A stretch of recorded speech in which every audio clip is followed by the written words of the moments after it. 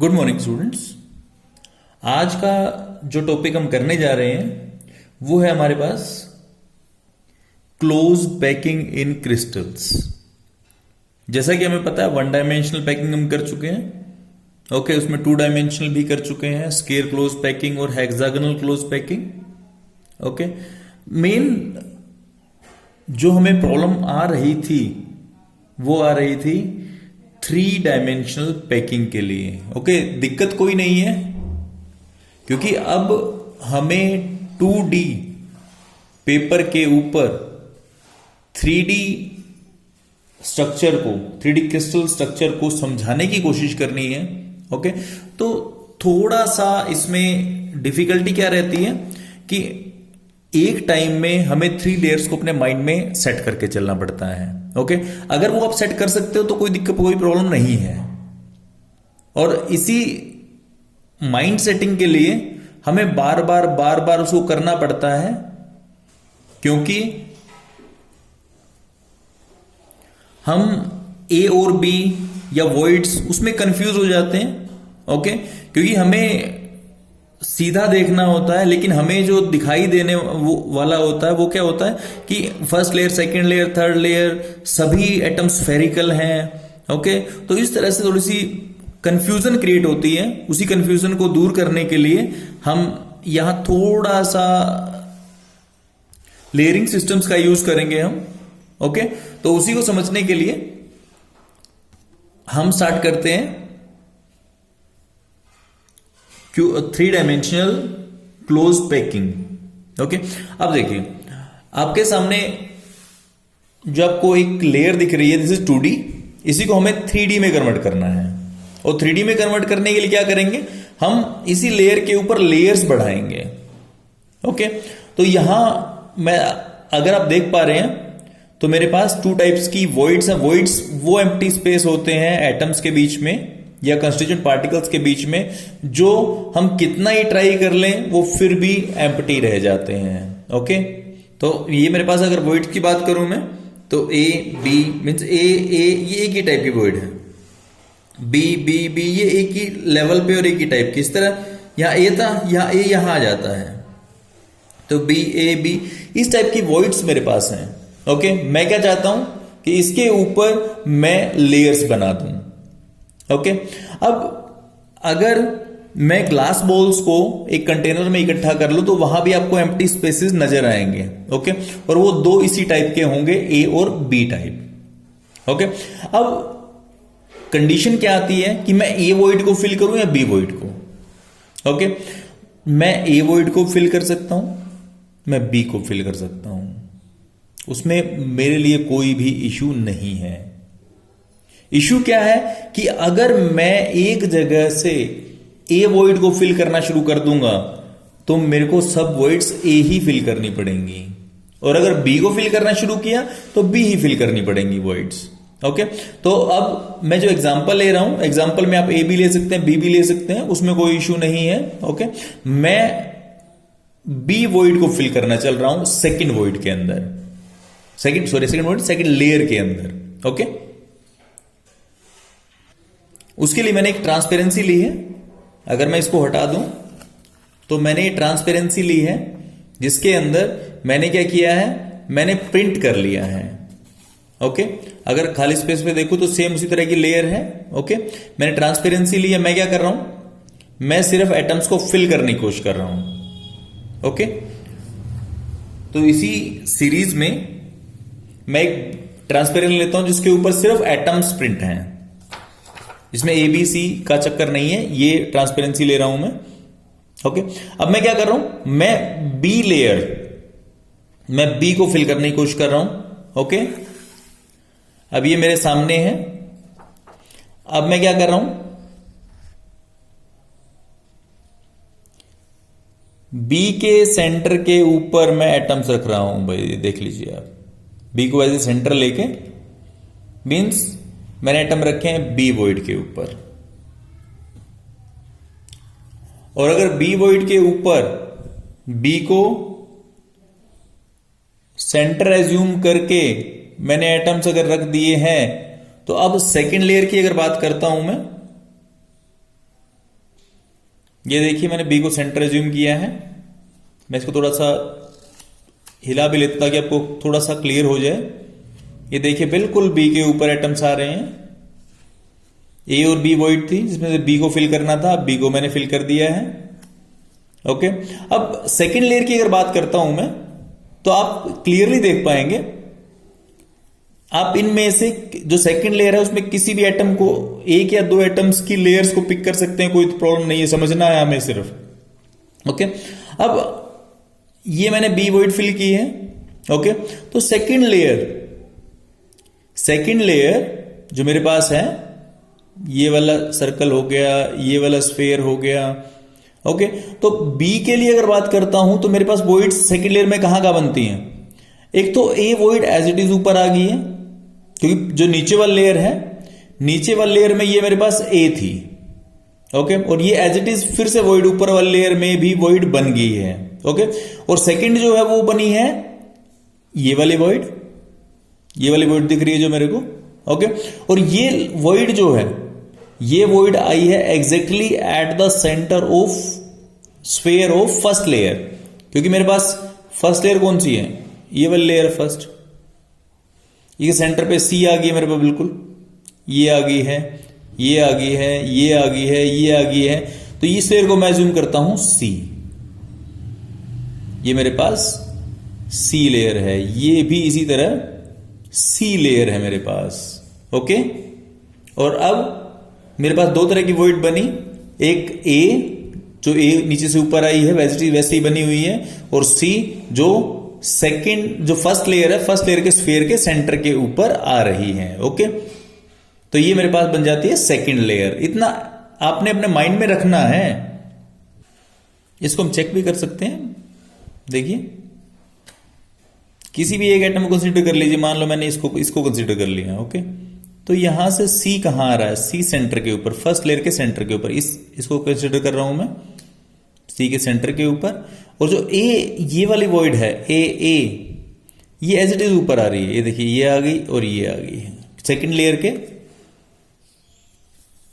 में भी सेम ए वॉइड बन रही है, तो मैंने इसको ए रखा है, और जो वॉइड पहले सेकंड बनी है सेंटर के ऊपर बनी है फर्स्ट लेयर के, उसको मैंने सी रख दिया है। ओके, अब इशू वही आता है, या तो मैं सी वॉइड फिल कर सकता हूं या ए, बट अगर सी फिल करनी शुरू कर दी तो मैं सी ही फिल करूंगा, अगर ए फिल करनी शुरू कर दी तो मैं ए ही फिल करूंगा।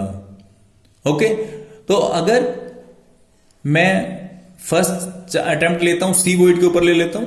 ओके, तो सी वॉइड अगर फिल करता हूं, सी वॉइड में मैं चेक कर लेता हूं कि सी वॉइड क्या है, फर्स्ट लेयर के एटम्स के एग्जैक्टली एट द सेंटर है। तो एग्जैक्टली एट द सेंटर है, इट मींस क्या होगा कि अगर सी वॉइड को फिल करता हूं मैं, तो मेरा एटम या स्फीयर वो कहां आएगा? एग्जैक्टली फर्स्ट लेयर के ऊपर आ जाएगा। मींस यहां भी फर्स्ट लेयर के ऊपर, यहां भी फर्स्ट लेयर के ऊपर, सब फर्स्ट लेयर के ऊपर आ जाएगा। इट मींस अगर मैं फर्स्ट लेयर को ए एज्यूम कर रहा हूं, अगर फर्स्ट लेयर को मैं ए एज्यूम कर रहा हूं, फर्स्ट लेयर ए, ओके, तो सेकंड लेयर मेरे पास क्या होगी? बी होगी।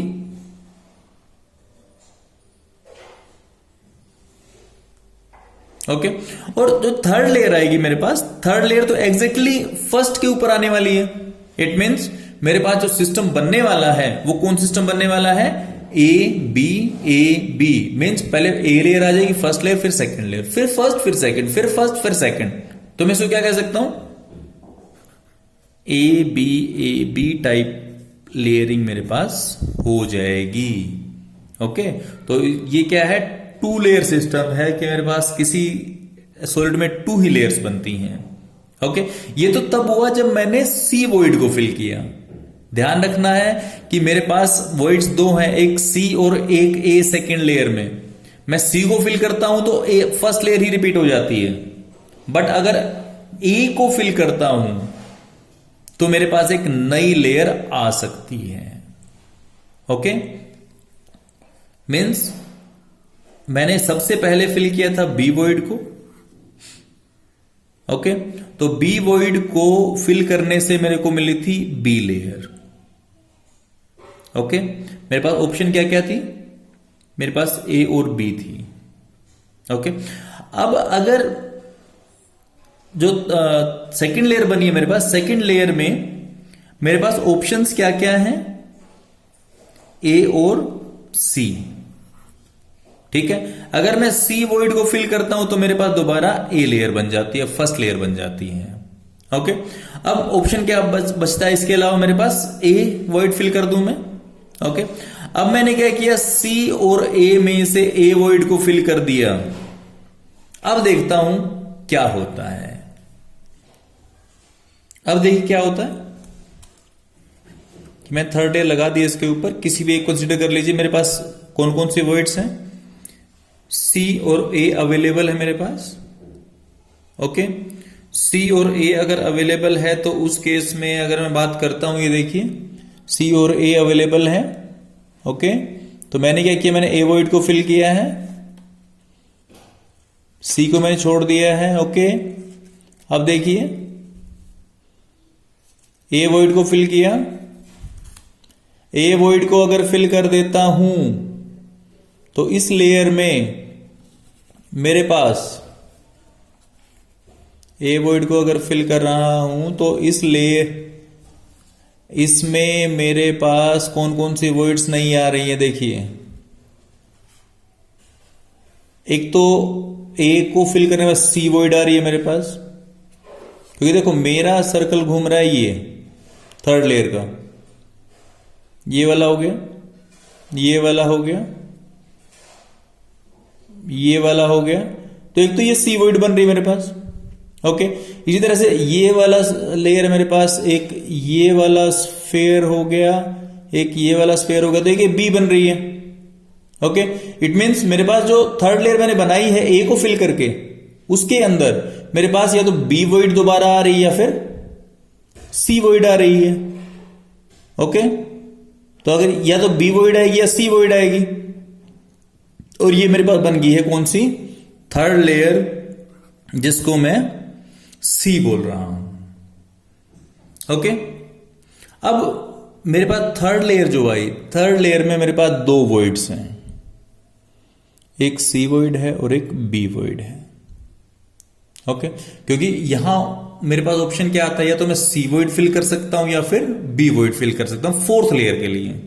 ओके, और मेरे को यह पता है अगर मैं सी वॉइड फिल करूंगा तो मेरे पास ए लेयर बनेगी, बी वॉइड फिल करूंगा तो बी लेयर बन जाएगी। Okay, it means third layer के बाद मेरे पास कोई भी ऑप्शन नहीं है कि मैं ए, बी और सी के अलावा और कोई नई लेयर बना पाऊं। ओके, इट मींस मेरे पास मैक्सिमम से मैक्सिमम किसी भी सॉलिड में 3 लेयर्स तक काम कर सकता हूं मैं। इट मींस या तो मेरे पास ए बी सिस्टम हो सकता है, या फिर मेरे पास हो सकता है A B C type system. एक बार फिर से रिपीट कर लेते हैं इसको। 3 लेयर्स मेरे पास सिस्टम है। ओके, मैं लेयर्स को उठा रहा हूं। ओके, ये मेरे पास है फर्स्ट लेयर, जिसमें क्या हुआ, मेरे पास ए बी टाइप की वॉइड्स आ रही हैं। ओके, उनमें से अब मैं क्या कर रहा हूं, मैं बी वॉइड को फिल कर रहा हूं, रिवीजन कर रहा हूं सिर्फ मैं। ठीक है, बी वॉइड को फिल कर रहा हूं, तो मैंने क्या किया, बी वॉइड के सेंटर के ऊपर स्फीयर रख दिया। चेक कर सकते हैं आप, बी को एज सेंटर रख के चला हूं मैं, तो बी वॉइड के सेंटर के ऊपर रख दिया। अब मेरे पास सेकंड लेयर जो है, सेकंड लेयर में कौन कौन सी आती हैं, 2 वॉइड्स बनती हैं फिर से, एक सी टाइप की वॉइड बनती है, एक ए टाइप, सी ए। ए तो एज इट इज नीचे वाले के ऊपर ही आ रही है। ओके, और सी वॉइड नहीं बन रही है। ओके, मींस मेरा ऑप्शन क्या है, पहले क्या था, ए और बी मेरे पास था, जिसमें बी को फिल किया मैंने, एक नई layer B layer second layer बन गई मेरे पास। ओके, उसके बाद क्या हुआ, मेरे पास अब ऑप्शन क्या आई सेकंड लेयर में, ए और सी में से अगर मैं सी को चेक करता हूं तो सी मेरा exactly at the centre of first layer है। तो अगर सी लेयर फिल कर देता हूं दोबारा मेरे पास ए लेयर बन जाती है, सी वॉइड को फिल करने में ए लेयर बन जाती है। ओके, और सेकंड लेयर में अगर मैं ए और सी में से ए को फिल करता हूं ए को फिल अगर मैं करता हूं, जो ए वाला लेयर मेरे पास है, ओके, ए को अगर फिल करता हूं तो मेरे पास लेयर कौन सी बनती है? एक नई लेयर बनती है। चेक कीजिए, माइंड में ए को रखिए, कहीं भी किसी भी एक कंसीडर कर लीजिए, उसमें से एक ए को माइंड में रखिए आप। ओके, कोई सी क्लियर दिख रहा है आपको, बी क्लियर दिख रहा है, ए क्लियर नहीं दिख रहा है, कोई डबल है वो। ओके, तो इस डॉटेड जो डार्क है उसको कंसीडर कर लीजिए आप। देखिए मैंने सेंटर पे रखा है बिल्कुल उसके। ओके, अब मेरे पास कौन कौन सी बन रही है देख लीजिए आप, वर्ड कौन कौन सी बन रही है? नहीं, एक तो सी आ रही है और एक बी आ रही है। ओके, सी और बी। अब फोर्थ लेयर में मेरे को इन सी और बी को फिल करना है, तो सी को अगर फिल करता हूं तो मेरा बनती है ए लेयर, और बी को फिल करता हूं तो बी लेयर। इट मीन्स कोई ना कोई पहले वाले लेयर्स में से रिपीट होने वाली है। ओके, तो यहां से मेरे को क्लियर होता है कि या तो मेरे पास ए बी सिस्टम वर्क करेगा, या ए बी सी तीन से ज्यादा मैं लेयर्स किसी भी सॉलिड के अंदर नहीं बना सकता। ओके, अब इससे आगे जो टॉपिक डिस्कस करने जा रहे हैं वो है पैकिंग एफिशिएंसी। पैकिंग एफिशिएंसी का मतलब कि सॉलिड का जो टोटल वॉल्यूम होता है, ओके, उसमें से चाहे हम एटम्स को कितना भी कॉम्पैक्ट कर दें, उसके अंदर 100% स्पेस कभी भी ऑक्यूपाई नहीं हो सकता। ओके, और 100% अगर स्पेस ऑक्यूपाई नहीं हो सकता, इट मींस टोटल स्पेस को अगर 100 एज्यूम कर लें तो उसमें से हम परसेंटेज निकाल सकते हैं कि एक्चुअल में कितना स्पेस ऑक्यूपाई है और कितना स्पेस एम्प्टी है। ठीक है, तो जितना स्पेस टोटल में से ऑक्यूपाई होता है उसकी परसेंटेज, उसको बोलते हैं पैकिंग एफिशिएंसी। ओके, तो पैकिंग एफिशिएंसी के लिए the percentage of total space filled by the particles is called packing efficiency, और the fraction of total space filled बोल सकता हूं मैं उसको पैकिंग फ्रैक्शन बोल सकता हूं मैं उसको। ओके, तो सबसे पहले मैं क्या करता हूं, मैं लेता हूं सिंपल क्यूबिक यूनिट सेल। तो सिंपल क्यूबिक के लिए मैं क्यूब बना लेता हूं।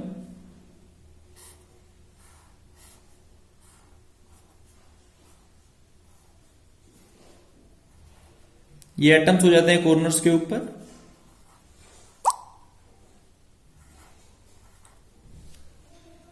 ओके, तो एक चीज ध्यान रखने वाली बात है कि ये जो मैं एटम स्मॉल साइज में दिखा रहा हूं, ये एक दूसरे डिस्टेंस दिख रहा है मेरे को, इस तरह यहां डिस्टेंस दिख रहा है, ये एक्चुअल में डिस्टेंस नहीं है। ओके, ये एक दूसरे को टच कर रहे हैं।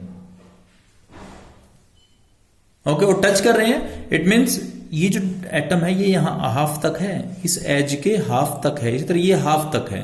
ये तो सिर्फ ताकि हमें क्लियर हो जाए, क्योंकि अगर आगे वाले एटम्स हम सामने रखेंगे तो डेफिनेटली पीछे वाले एटम्स को हम देख नहीं पाएंगे। तो इसलिए मैं क्या कहता हूं कि ये एटम्स मैंने साइज में छोटे कर लिए हैं। ओके, तो अब अगर इसका ओवरव्यू में चेक करता हूं, ओवरव्यू का मतलब ऊपर से देखता हूं इनको मैं, तो मेरे को क्या मिलता है, मेरे को 4 एटम्स मिलते हैं। Okay,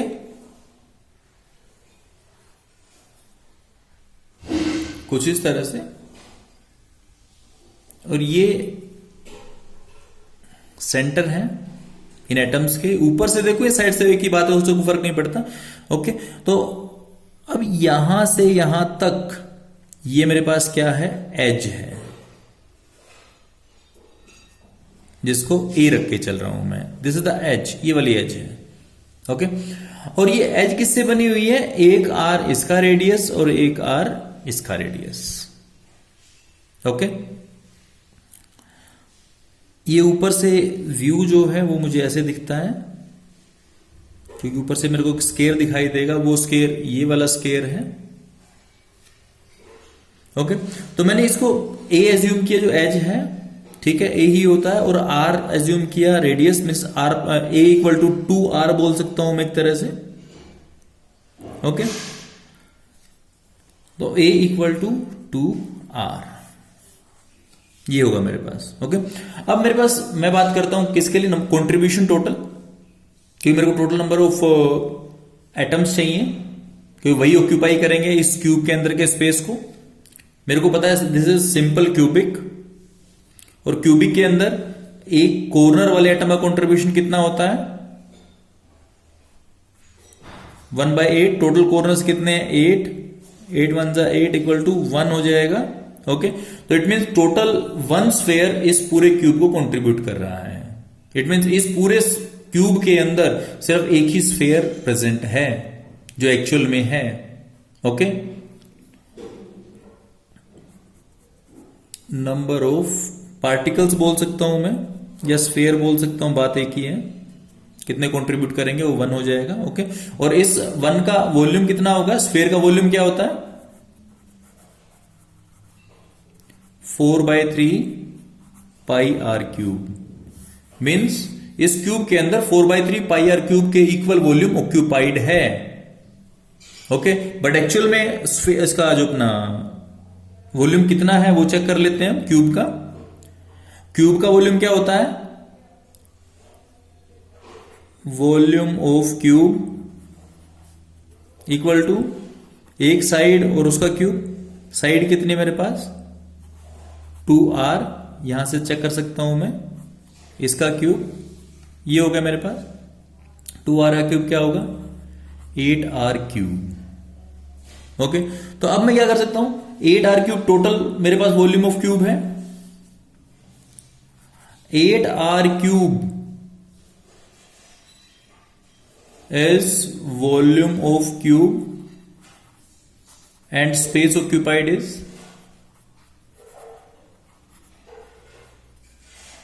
4/3 pi are cube.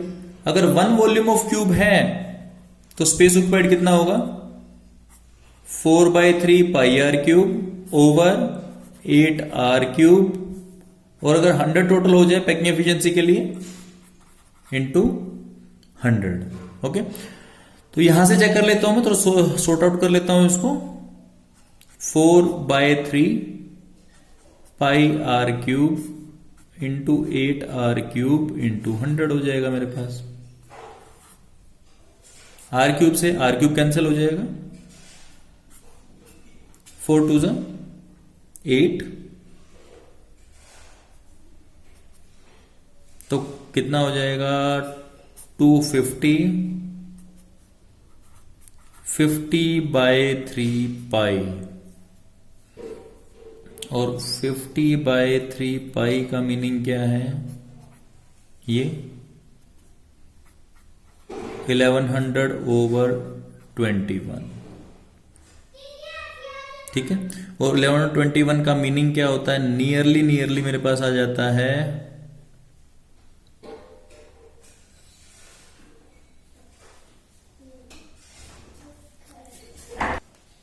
और वो आता है मेरे पास nearly 52.4। It means total space में से सिर्फ 52.4% ये ऑक्यूपाइड स्पेस है, और इसके अलावा जो स्पेस है वो एम्प्टी है।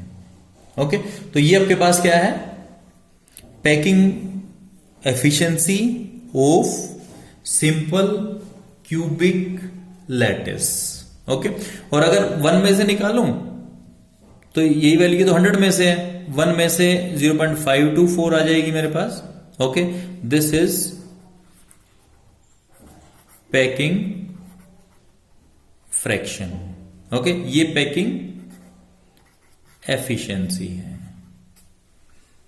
ठीक है, तो ये मेरे पास था किसके लिए packing efficiency for simple cubic. अब मैं चलता हूं किसके लिए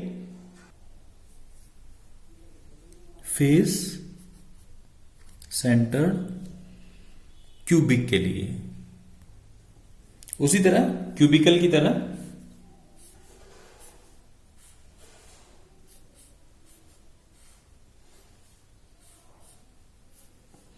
एक एटम यहां है, यहां है, यहां है, हर कॉर्नर के ऊपर एटम है, और एक फेस को कंसीडर करना है मैंने। मेरे फेस के ऊपर क्या है एक एटम है। ओके, तो इस ऊपर वाले फेस को मैं कंसीडर कर रहा हूं। ओके, और अगर इसको कंसीडर मैं करता हूं तो मेरे पास क्या आता है, देखिए ये हो गया, एक ये फेस के सेंटर के ऊपर हो गया, एक इधर हो गया, एक इधर हो गया और एक इधर हो गया, जो ऊपर से ओवरव्यू आ रहा है मेरे को। ओके, तो ये मेरे पास हो गया। अब अगर मैं इसको चेक करता हूं, दिस इज आर, ये हो गया मेरे पास, यहां रेडियस, ये डायमीटर 2r हो गया फेस सेंटर्ड क्यूबिक एटम का, और ये वाला जो हो गया ये r हो गया। It mean this distance is overall 4r। अगर मैं इसको a कंसीडर कर लेता हूं, इसको c और इसको b एज्यूम कर लेता हूं, तो उस केस में मेरे पास ये बन गई एक राइट एंगल ट्रायंगल, ओके, जिसका मेरे पास हाइपोटेन्यूज ये है, this is equal to R R R R, 4r हो जाएगा। Okay, AC equal to 4r, ये चीज मेरे पास है जिसको मैं यूज करूंगा। ओके, और ये राइट एंगल ट्रायंगल बन जाती है। ओके, और अगर मैं इसका AC निकालता हूं, AC equal to AB square plus BC square under the root. Okay, अब ये क्या है, ये वाला पार्ट जो है दिस इज A, और ये वाला पार्ट ये भी A ही है, तो मैं A वैल्यू रख सकता हूं उसकी जगह, और AC की जगह रख सकता हूं 4r। तो 4r equal to A square plus A square under the root आ जाएगा मेरे पास। 4r equal to 2A square हो जाएगा मेरे पास। 4r equal to A square बाहर आ सकता है क्योंकि A का स्क्वायर है, तो ये कैंसिल हो सकता है, 2 अंदर रह जाएगा। A रूट 2 या 2 रूट A बोल सकता हूं इसको मैं। तो r इक्वल टू मेरे पास क्या आ जाएगा,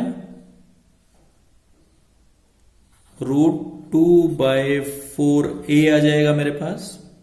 ओके, इसको मैं थोड़ा सा ब्रेक करता हूं, पार्ट्स में ब्रेक करता हूं।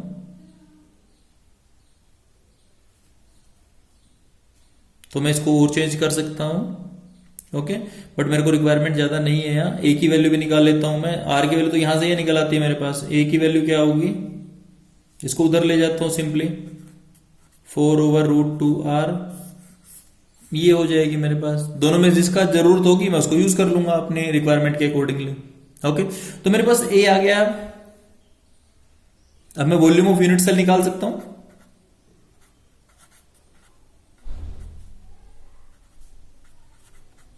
मेरे को पता है A क्यूब होता है 4/√2r, पूरे का क्यूब मेरे को पता ही हो सकता है, और यहां से मेरे को मिलता है 4 × 4 × 4 ओवर √2 × √2 × √2 r क्यूब, ये हो सकता है मेरे पास। √2 × 2 हो जाएगा, तो 4 × 4 × 4 ओवर 2 √2 हो जाएगा मेरे पास r क्यूब। 2 2 जा 4, 4 4 जा 16 × 32/√2 r क्यूब हो जाएगा। ये मेरे पास क्या है, volume of unit cell. Okay, इसके बाद मैं क्या करूंगा कि कंट्रीब्यूशन निकाल लेता हूं, क्योंकि देखो ये मेरे पास टोटल वॉल्यूम है किसका, जो फेस सेंटर्ड क्यूबिक मेरे पास यूनिट सेल थी उसका वॉल्यूम है। ओके, अब मैं क्या चाहता हूं कि इसके अंदर टोटल एक्चुअल में स्पेस ऑक्यूपाइड कितना है। ओके, तो सबसे पहले फेस सेंटर्ड क्यूबिक के लिए मैं नंबर ऑफ एटम्स कंट्रीब्यूटिंग निकाल लेता हूं। ओके, तो number of spheres in FCC मेरे को पता है, कॉर्नर्स के ऊपर कितना कंट्रीब्यूशन 1/8 × 8, ये तो होगा ही होगा मेरे पास, प्लस अब फेस के ऊपर बात आती है। फेस के ऊपर कंट्रीब्यूशन होता है 1/2, पहले कर चुके हैं हम, और टोटल फेस कितने हैं 6, 8 1 जा 2 3 जा, तो 1 + 3 = 4 स्फीयर्स आ जाएंगे मेरे पास। ओके, और एक स्फीयर का वॉल्यूम कितना है मेरे पास?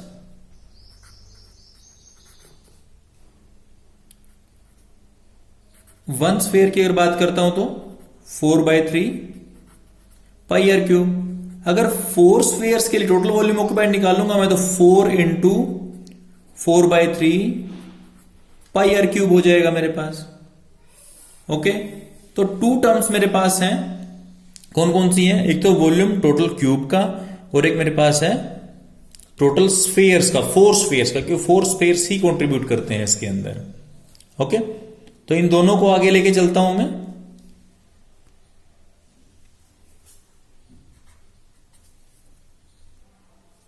ये दोनों आ जाते हैं volume of cube, volume, actual volume occupied.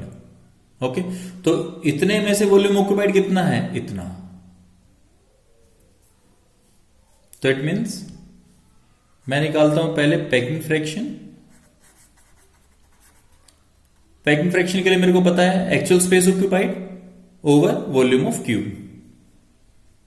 4 4 16, 16/3 pi are cube. ये मेरे पास क्या है? Actual space occupied.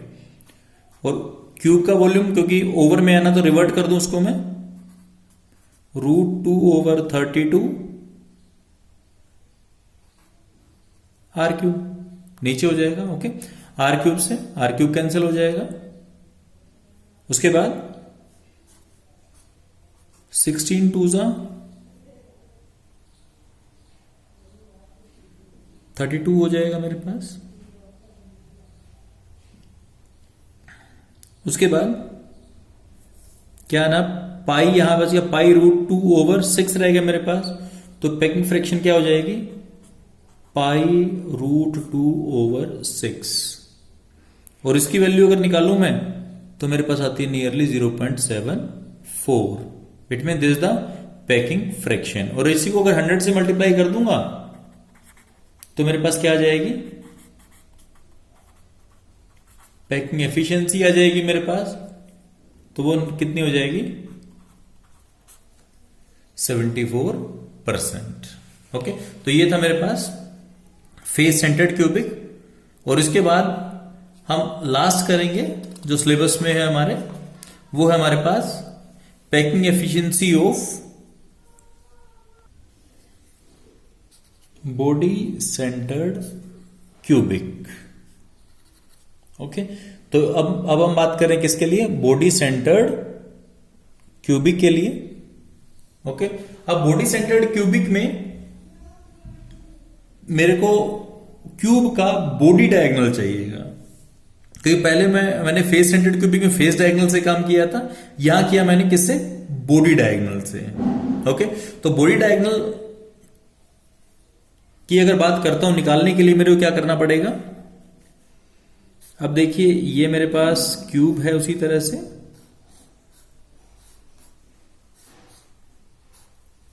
ठीक है। उसके बाद एटम कहां पड़ा है? एक बॉडी के डायगोनल के ऊपर पड़ा है। एक एटम, चारों कॉर्नर्स पे एक एटम पड़ा ही है मेरे पास। अब मेरे को चाहिए पीछे वाला फेस कॉर्नर, उससे एक लाइन आ रही है डबल डायगोनल, वो आ रही है आगे वाले कॉर्नर तक। ये मेरा फेस डायगोनल था पहले जो मैंने निकाला था। फेस डायगोनल मैं इसको ए एज्यूम कर लेता हूं, इसको बी, इसको सी। ओके, तो फेस डायगोनल के लिए ए सी की वैल्यू जो मेरे पास आई थी, ए सी की वैल्यू मेरे पास निकली थी a√2 या √2a। ओके, अब मेरे पास एक ट्रायंगल और बन जाती है, राइट एंगल। ये देखिए, ये वाली AC, एक ये को D एज्यूम कर लेता हूं मैं, AD और DC, ये बन जाती है मेरे पास। डायगोनल ध्यान रखना, C पीछे वाला कॉर्नर है और D आगे वाला कॉर्नर है। ओके, तो इट मीन बॉडी के बिल्कुल सेंटर से वो आर पार जा रही है वो। ओके, तो AC ये आया था मेरे पास। AD निकालना चाहता हूं मैं। AD equal to AC square, ये रहा, और AD का स्क्वायर, इसका अंडर द रूट हो जाएगा मेरे पास। AC स्क्वायर मेरे को पता है √2a है, इसका स्क्वायर प्लस AD तो A ही है, इसका अंडर द रूट। इसको सॉर्ट आउट अगर करता हूं मैं तो मेरे को मिलेगा a√3 या √3a। ओके, ये मेरे को लेंथ मिल जाती है। ओके, और ये जो लेंथ है √3a, क्योंकि ये मेरे पास ये इसको टच कर रहा है, ये इसको टच कर रहा है, इट मीन्स आधा पोर्शन इसका जाएगा आर का, इसका बीच वाले का क्या जाएगा, पूरा का पूरा जो पूरा डायमीटर जाएगा 2r हो जाएगा, और r इसका हो जाएगा। It mean this AD is equal to 4r same. Okay, तो इट मीन ये दोनों इक्वल है मेरे पास। तो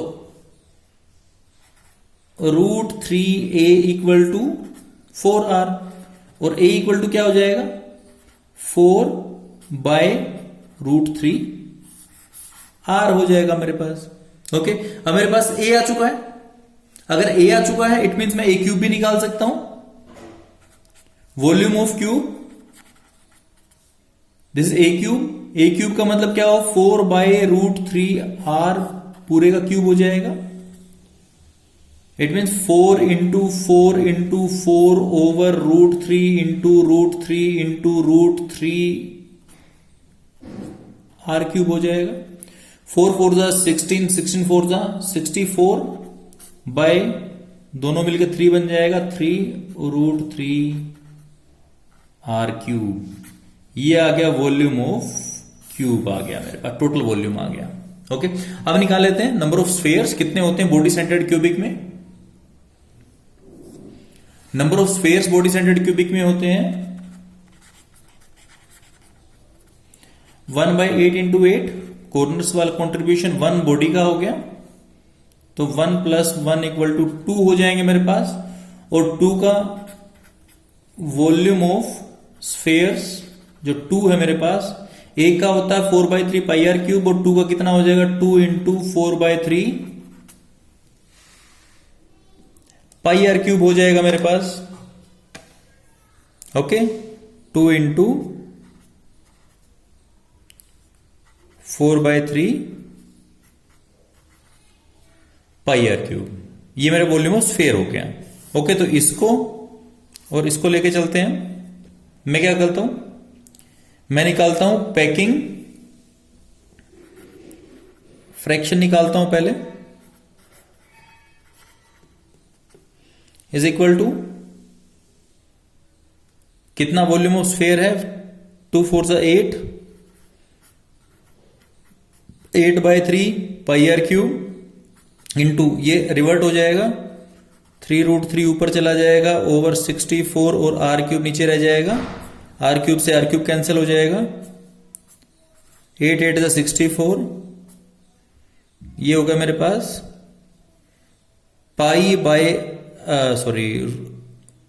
ये मेरे को बन गया π√3/8।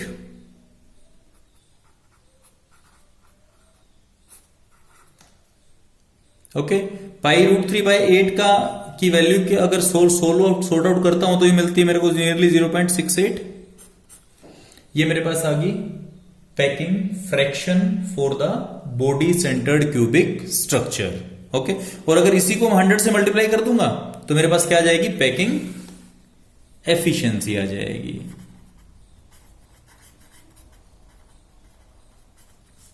(0.68 × 100) 68% आ जाती है मेरे पास। ओके, तो ये था मेरे पास पैकिंग एफिशिएंसी।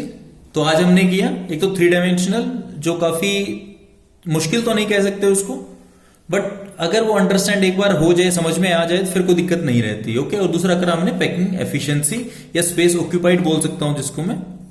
ओके, तो कल नेक्स्ट टाइम जो है वो हम करेंगे टेट्राहेड्रल, ऑक्टाहेड्रल, voids को